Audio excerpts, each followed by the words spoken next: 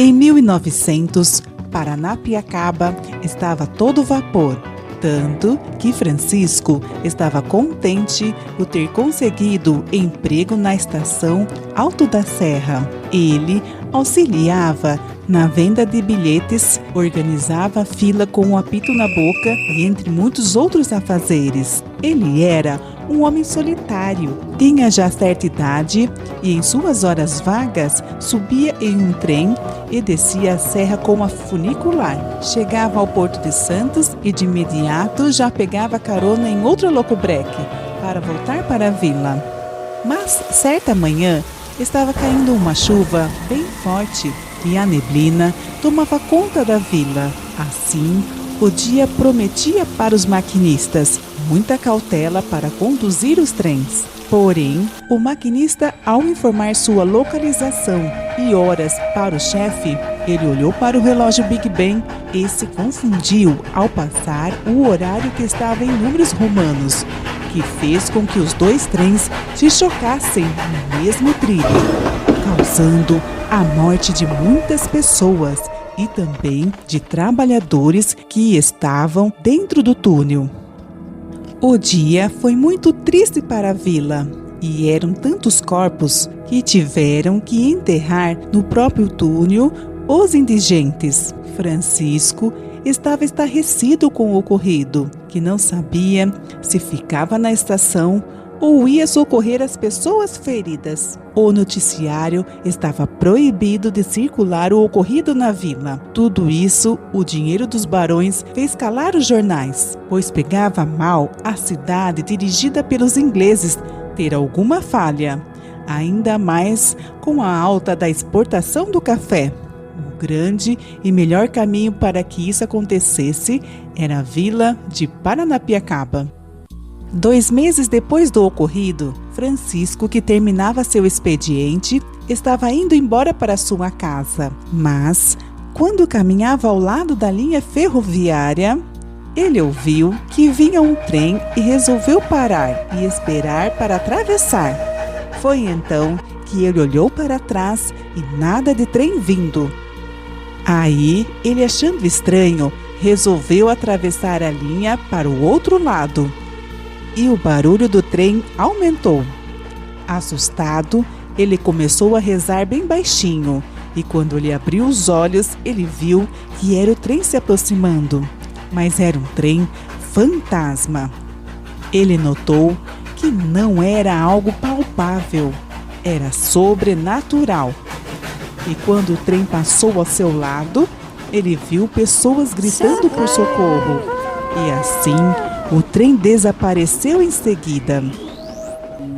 Aquilo chocou Francisco, que correu para sua casa e não saiu mais para nada naquela noite.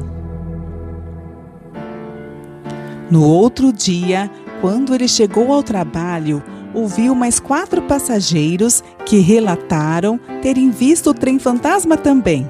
Aliviado por saber que não estava ficando doido, Francisco também resolveu contar o que lhe havia acontecido. Combinaram então de fazer campana perto dos trilhos assim que Francisco saísse do trabalho. E assim sucedeu. A noite estava tranquila e a lua brilhava intensamente, que iluminava a escuridão perto dos trilhos.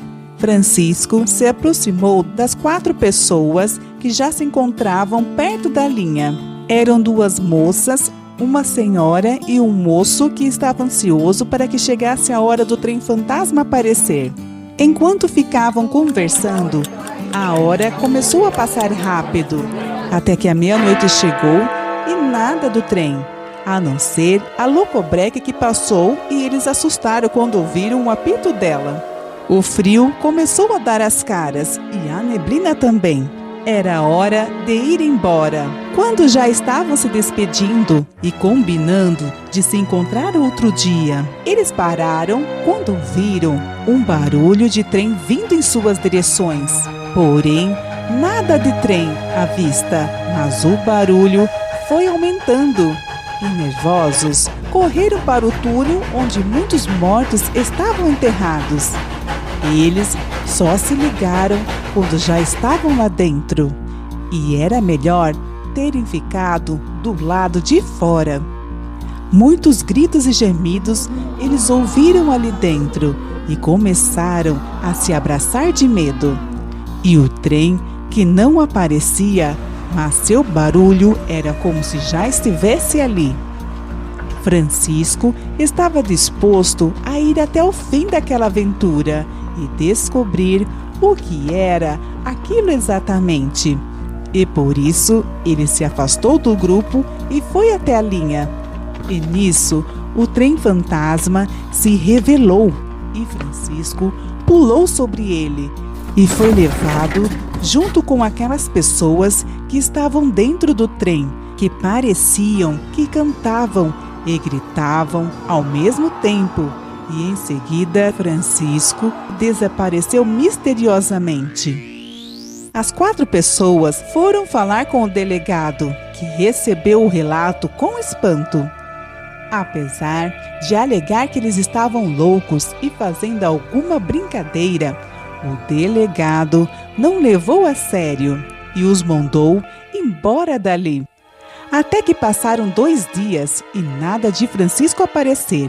O chefe da estação foi até o delegado e falou sobre o sumiço de Francisco.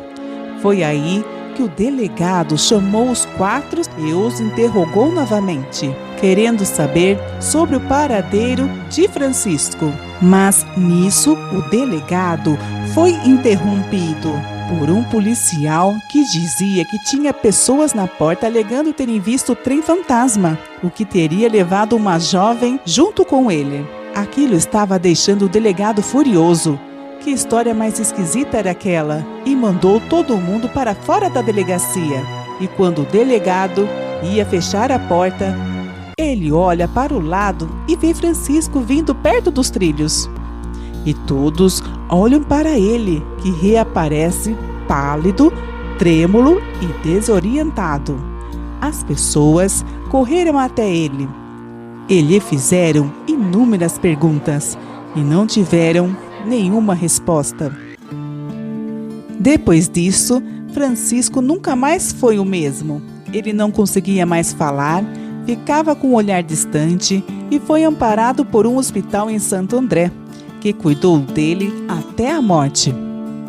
Muitas pessoas que viram o trem fantasma foram desaparecendo e reaparecendo depois de alguns dias, mas nunca foi contado o que lhes acontecia realmente. O estado de choque em que ficavam era tão grande que as pessoas nunca mais foram as mesmas. A sombria imagem do trem fantasma, para muitos, é pura tolice, mas para quem testemunhou, jamais esquecerá do som indistinto que se assemelha aos cantos dos mortos.